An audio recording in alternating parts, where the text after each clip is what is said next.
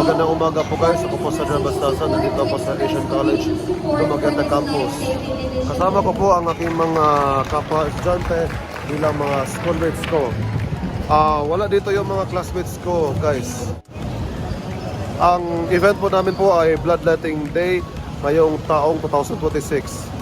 Ang layunin po ng Bloodletting Day ay upang sagipin ang mga buhay ng mga tao.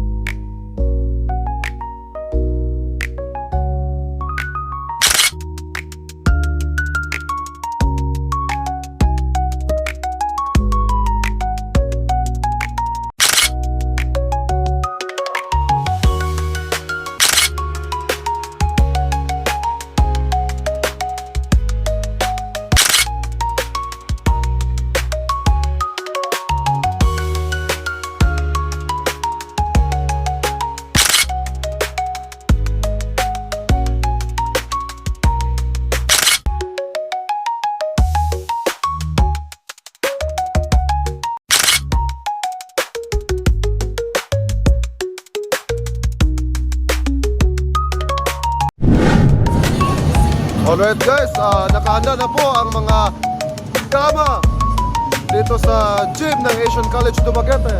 So kasama ko po ang mga schoolmates ko mula sa senior high school at syempre sa HTM at CBA.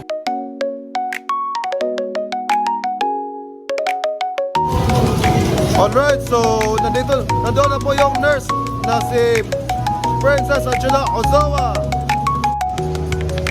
Si Kuya po guys ay naghanda po ng blood box.